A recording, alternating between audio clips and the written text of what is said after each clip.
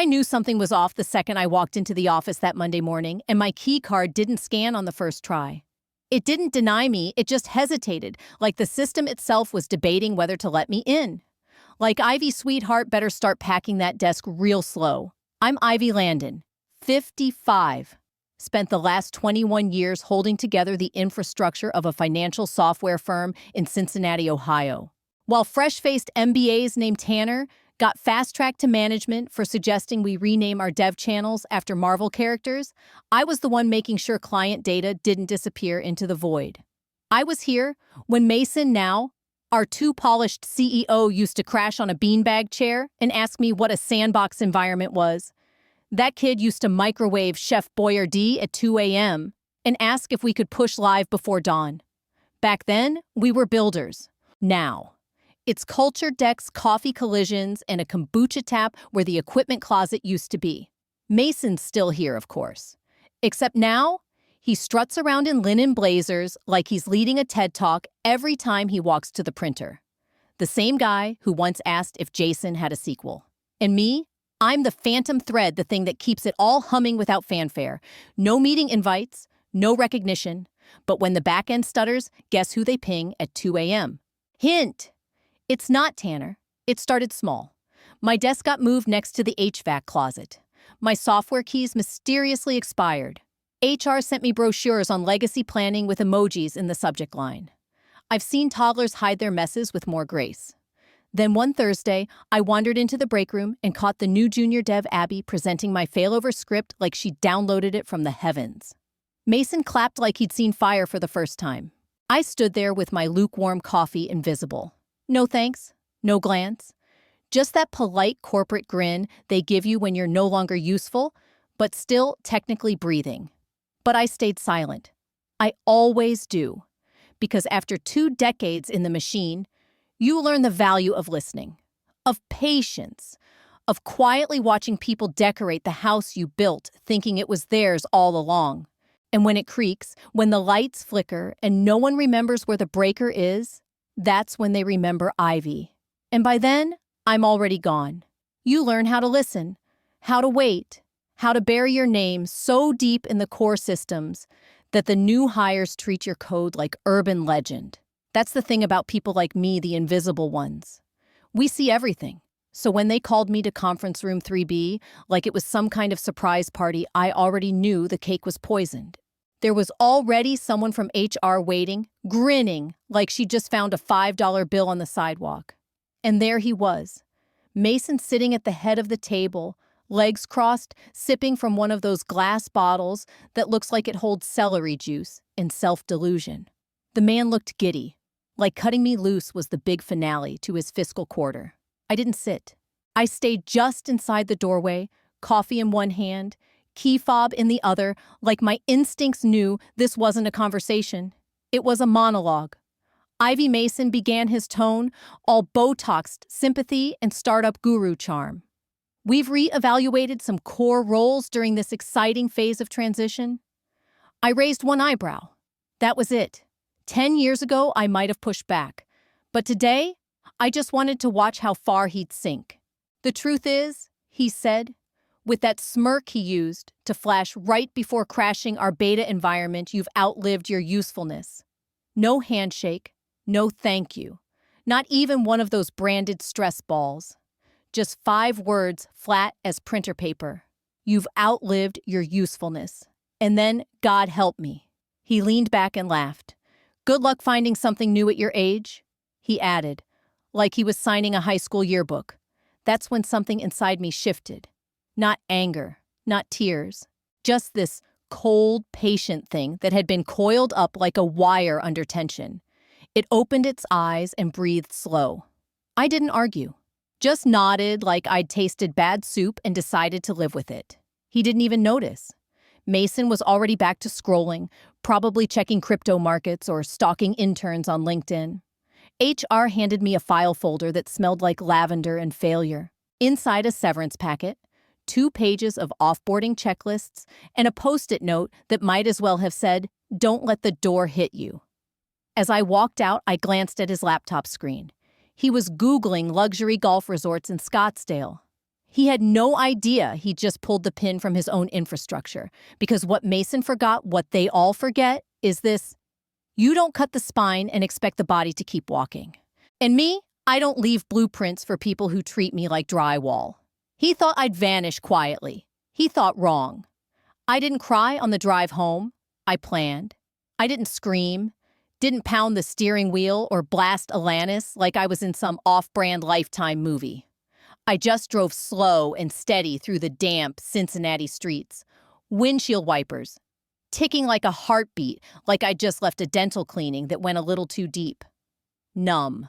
Tongue pressed to a wound I couldn't quite feel yet, but the second I stepped inside my house, the one with the creaky floorboard near the coat rack and the faint smell of lemon pledge clinging to the baseboards, I kicked off my shoes, tossed my keys in the same chipped bowl I've had since Y2K, and fed Baxter my cat, who couldn't care less about corporate betrayal. Then I went to the one room I hadn't opened since the old company still had fax machines. My office. A real office. Not an innovation pod or an open-plan shoebox with beanbags and whiteboards scribbled with buzzwords. No, this was oak-paneled fan-humming carpet that never asks questions kind of space. The chair, perfectly molded to the curve of my spine, the result of years of late nights and debugging marathons. And in the corner, beneath a draped cloth and a yellowing post-it that read, in faded, Sharpie don't update, this ever was Old Faithful. My Linux box. Built it with my own hands when Mason still thought DevOps was a type of coffee. I powered it on. No confetti, no fireworks, just that familiar low whir and a soft green glow like a nightlight for code slingers. Then came the prompt, the one that still knew me by name. My fingers moved on their own. SSH credentials, Vault legacy, scripts, access, layers, root, links. There it was, credentials still live, still mine, buried so deep in the system it may as well have been etched into bedrock. A single handshake protocol tied to an ancient root process, one that authenticates every live instance of their flagship platform. No intern knew about it. No documentation mentioned it. That was intentional. I didn't write manuals for people who forgot my name. I stared at it, not angry, not sad, just still, like the quiet center of a cyclone. And then, with the calm of someone folding laundry, I moved. Didn't delete, didn't nuke anything. That's not my style. I'm not vengeful. I'm precise. I disabled it. No trace, no alert, no audit trail, just a single switch flipped quiet as a whisper, like turning off a light in a house I don't live in anymore. No flames, no drama, just silence. And that silence, that's the part they never prepare for. Because real revenge doesn't shout. It waits, then disappears. And when that day comes, oh, it always comes, Mason will be halfway through a flashy investor pitch spewing buzzwords about hypergrowth metrics and cloud-native vision. His screen will be full of dashboards and projections. Then, boom, his golden goose lays a system-wide error message. He'll pause mid-jazz hands and turn to his oat milk-chugging, keyword-optimized team of engineers. What happened? They'll stare at him blinking. We're not sure, someone will say, as if the platform just vanished. Yeah, Mason, it did. Tuesday morning, 8:14 a.m., sharp. A deployment queue hiccups. It doesn't crash, not yet, but it limps. Just enough lag to make a senior developer mutter, "That's odd," into their overpriced granola. A commit goes live, but the pipeline stutters like it's dragging a broken leg. QA blames DevOps. DevOps blames AWS autoscaling. Classic standoff. Then the logs start to break down. Not deleted, just scrambled. Timestamps misaligned. Error messages linked to systems no one's touched since Obama's first term. A new hire named Trevor pipes up. Could this be a versioning mismatch? Silence. Everyone's too busy scrolling through documentation written by interns who think root access is a yoga pose. If you're still with me, hit that subscribe button, because the next chapter, let's just say the system wasn't the only thing I rebuilt. Meanwhile, Mason's sitting in his sleek glass office, surrounded by fake plants and the anxious Zoom faces of venture capitalists. He's rambling about AI verticals and user journey optimization while his fingers wiggle above the trackpad like he's casting a spell. He has no idea the house is already on fire. And me? I'm 3 miles away, perched on a park bench outside Eden Park Conservatory, sipping a chai latte I grabbed after strolling out of Trader Joe's. I'm watching pigeons argue over a potato chip like it's the Super Bowl. On my burner phone, yes, I have one, I casually check company Slack. Still have admin privileges they forgot to revoke. It's glorious. Threads lighting up like a Christmas tree. Anyone else seeing auth issues in CI/CD staging is completely frozen. Who maintained the handshake protocol for prod? Why are 403s showing up on successful logins? Delicious. I could bottle the confusion and wear it like perfume. Back at HQ, someone suggests a rollback. Another wants to restart staging. One brave soul types credential. Rot Mason's assistant whispers something mid-call. He waves her off like she's asking about the printer again. Sips his green juice. They still think it's a fluke. A momentary dip in uptime. A hiccup in their high-gloss dream. But I know better. The shift has already started. Like a ripple under poured concrete. The earthquake's coming. They just don't know which second it hits. And that's the part I love most. The quiet before the break, the chaos blooming beneath their dashboards, while they still believe everything's fine. That edge-of-your-seat uncertainty. They don't know what's happening yet, but I do. I didn't set the fire. I just turned off the sprinklers. Tomorrow, someone will bring in a hose. Today, they just squint through the smoke and ask where it's coming from. By Wednesday morning, the company's Slack looks like a digital crime scene. Threads unravel like dollar store yarn. Tags fly like confetti, panic disguised as productivity. 9:12 a.m. Can someone confirm if this is a QA issue? 9:14 a.m. QA replies, worked fine in staging. Smells like a deployment bug. 9:17 a.m. DevOps weighs in, followed all protocol. Maybe QA missed something. 9:18 a.m. QA claps back. Are you serious right now? And while they volley blame like it's office dodgeball, the CTO strolls in iced coffee in hand, smug as ever. The same man who once said, I don't do details. Well, he's about to meet a detail that does him. He tries to act unfazed, reboots half the cloud instances like he's flipping breakers in a haunted house. Nothing responds. Dashboards blink. Logs dead-end. Auth layer returns 403s on a good day. Silent timeouts on a bad one. Still, Mason struts into the 11:00 a.m. client demo like a man who just bought Bitcoin at its peak and told his whole neighborhood to do the same. The call includes their biggest government client. Integration screen is up, and then crash. Total collapse. The system folds like a vending machine sandwich. Retry. Timeout. Someone on the other end asks, is this normal? Mason laughs. A nervous, shaky laugh.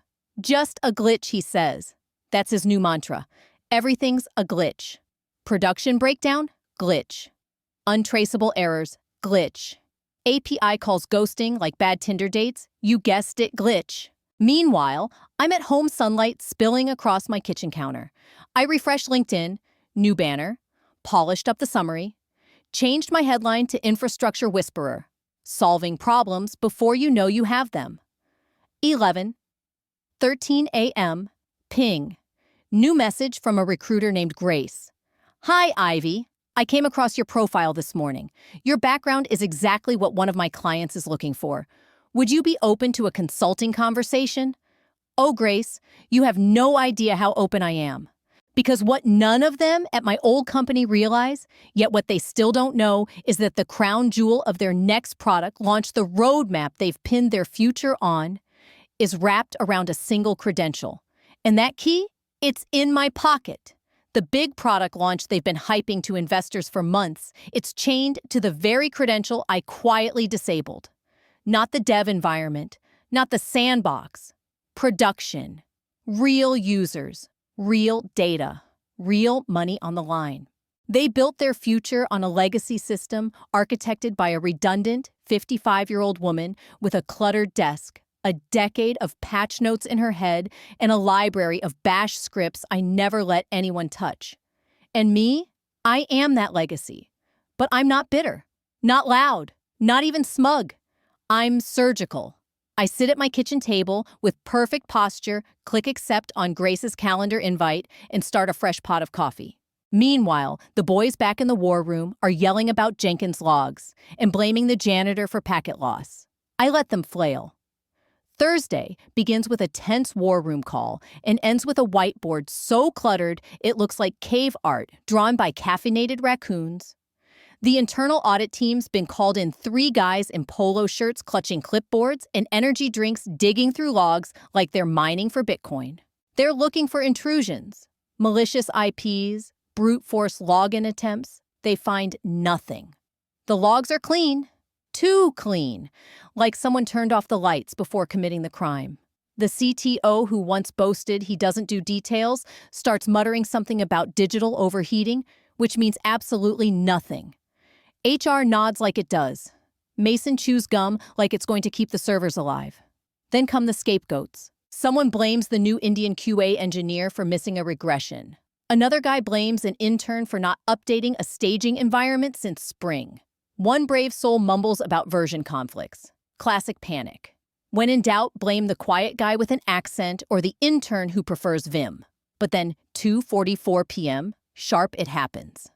A senior engineer, one of the few old enough to remember when the cloud meant Dropbox and not a religion, leans back in his chair. He squints at his notes, taps his pen on the table.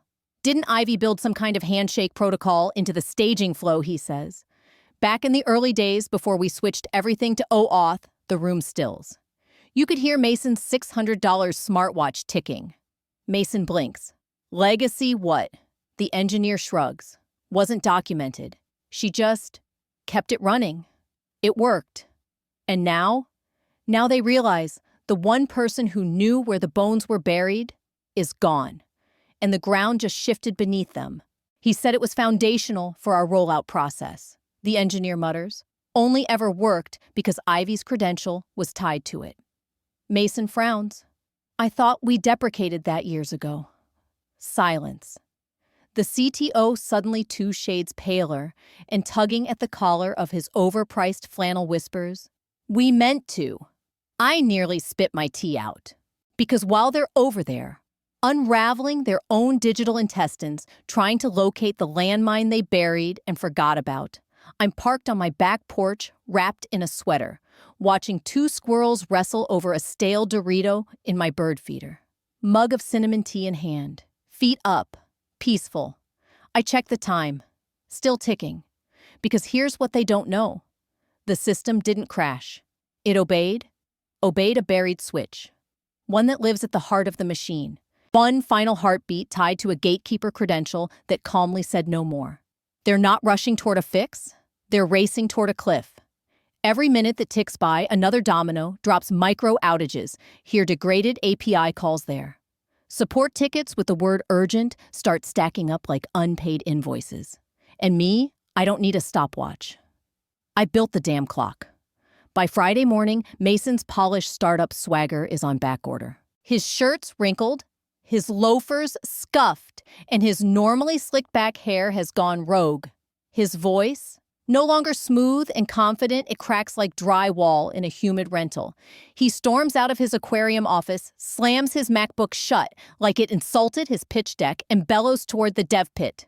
Who the hell is Jane M? And why is her credential throwing 403s? His executive assistant flinches so hard she spills matcha on her keyboard. Poor Mason. He always thought credentials were like office plants. Ignore them long enough and they'll just quietly die. But this one had claws. The CTO, now sweating like a leaky faucet, pulls up an old spreadsheet buried in the archives. His eyes dart across column after column like he's trying to decrypt the Rosetta Stone. And there it is, Jane M., no last name, no tags, just an email address linked to a dormant internal domain nobody's touched in a decade. But the signature ID, that's me. My old company login from 2012 still alive and wrapped around the core authentication spine like ivy growing through cracked concrete. He tries to override it denied, tries to reset blocked, tries to trace redirected, straight to a dead endpoint that delivers one perfect message, 403 forbidden.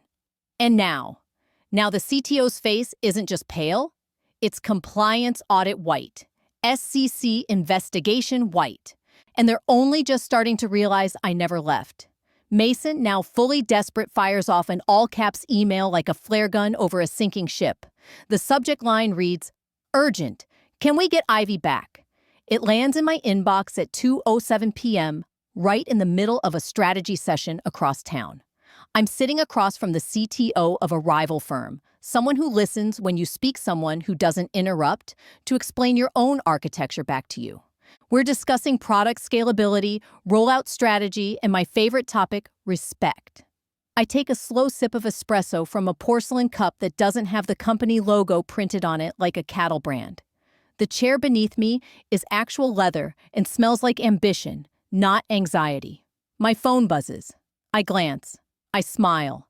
I slide it under the table, tap a quick reply, already consulting elsewhere. Good luck. Click, sent. No emoji, no signature. Just enough silence to echo in their war room like a funeral bell. Mason doesn't scream again. He just deflates. He peels off his startup issue bomber jacket, stares at his screen like maybe he misread the email. Like maybe he didn't just exile the one person who knew where the foundation ended and where the quicksand began, and that's the part that lingers.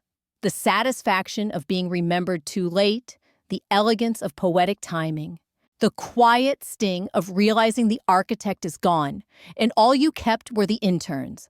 I watch the read receipt turn green. Then I lean forward, smile at the CTO, and say, "Now where were we?" By 4:32 p.m., the final domino tips. The dashboard, Mason's pride and joy, the one he shows off at every investor dinner like it's his third child, won't load. Not on desktop, not on mobile, not even on the custom tablet he gave out at the last funding round, the one with his chatbot pre-installed. Every API call returns the digital equivalent of dead air. Internal tools blink red. Authentication down. Client logins dead. Patch deployments blocked. User IDs unverified. It's like someone surgically removed the company's nervous system and left behind a twitching skeleton of front-end glitter and broken promises. Then the cancellations start. Not the small ones, the big ones. Government contracts, hospital systems, a logistics firm Mason had been using to anchor his next funding round. Support tickets flood in with words like escalated, critical, and immediate legal review. One client attaches a PDF notice of breach. And by 5:11 p.m., someone on the board utters a phrase that hasn't been spoken since the company's very first pitch deck: system dependency negligence. Translation: you built your empire on one credential, and now it's gone. System dependency negligence. Translation: you built a billion-dollar platform on a single keystroke and handed it to someone you no longer had on payroll. And now you can't even find her name in the HR system. I'm told Mason's face looked like someone microwaved a wax statue of himself. He stopped yelling, stopped pacing, just sat there, silent. The board gave him two options: fix it or step down. So he did what weak men always do when the wolves close in. He reached for the past he discarded like junk mail. He called me. My phone lit up Mason CEO, not even my full name. Just a lazy contact from when we used to troubleshoot late-night staging bugs over stale bagels and lukewarm coffee. I stared at it, let it ring, and ring, and ring. No voicemail, of course. People like Mason don't leave apologies. They assume the person they burned will still show up with a fire extinguisher once the blaze hits the executive floor. But I don't, because I'm not back. I'm above. He made me invisible. He made me irrelevant. And now I'm untouchable. The fuse he lit with ego and arrogance is nearly at the payload. The clock seconds are whispering their final ticks, and I'm not sweating. I'm not trembling. I'm not even smiling anymore, because I'm already building something new, somewhere they'll never reach. And Mason's trapped in a blackout with a flashlight made of spin and a map printed in disappearing ink. At exactly 12 p.m., Friday, just as the second hand kisses the top of the dial, the system exhales its final breath. No flicker, no warning, just flatline. He's across town mid-demo with a high-ranking federal agency, the kind of client that doesn't tolerate oops and definitely doesn't do second chances. He's clicking through his deck, practically levitating with confidence puffed up like a parade balloon. Slides, jargon, hand gestures. Then, he clicks the final link, live platform status dashboard. Nothing. He refreshes. Taps. Waits. Spins the laptop around to his tech lead, who looks like he just swallowed a thumbtack. Silence. The whole stack API auth layer client interface, dead. Unresponsive. The federal official tilts their head. Is this part of the presentation? Mason laughs. A nervous, high-pitched, caffeine-soaked chuckle. Just a glitch. But his voice cracks. His hand shakes. And then, like a man realizing the room is on fire, he screams. It's her credential. Get her on the phone. Mason's voice cracks through the conference line like a snapped cable, but he's too late. Back at my new office, real office, not some startup sugar cube with ping-pong tables, I'm mid-sentence. Glass walls. Fresh air that doesn't smell like recycled stress. Coffee that isn't brewed out of resentment and budget cuts. I'm presenting a migration strategy to a firm that actually understands what infrastructure means. I'm composed, measured, holding a laser pointer, clicking through slides built on logic, not ego. The room is quiet, respectfully quiet, as I outline layered credential isolation and risk segmentation. Heads nod, pens scribble. Not a single buzzword in sight. My phone vibrates. I glance at the screen. Mason, CEO. I don't hesitate. Decline. Face down. No explanation. No second thought. And with a properly segmented credential layer, I say voice steady, you prevent single-point dependency risk, the kind that can silently cripple your product from the inside out. Someone chuckles. They don't know the story. They don't need to. Because I'm not here to gloat. I'm here to build. After the meeting, I gather my notes and step out onto the balcony. Sunlight drapes across the city skyline. This place breathes differently. No fear behind glass, no pretending, just capability and peace. My phone buzzes again. This time, it's a text from the new CEO. Welcome aboard. Your office is ready. I pause, smile. Then I type back, this time I'll write the exit plan myself. And I mean it. There's no fire behind me, no explosion, no smashed glass. Just a quiet, precise detonation, executed with the calm of someone who knew exactly where to place the charge. They watch the fuse burn. I watch the clock. And when it hits 0, I don't turn around. I walk forward.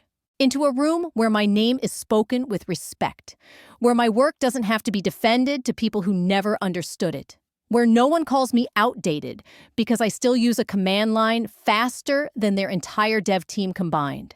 I don't need applause, but I get results. To the ghosts of the old office, thanks for the material. You taught me what not to tolerate. And to everyone watching, to those who've been written off too early or made invisible too long, subscribe to keep the switch-flipping chaos alive. Your ex-boss, he's shaking in his loafers. If you've made it this far, thank you for listening, for seeing me, and for seeing people like me. You know, for years, I worked in silence. No fanfare, no recognition. Just quiet nights, cold coffee, and the deep belief that doing good work mattered more than being seen. But here's the thing, they only notice your absence when you were the one holding it all together.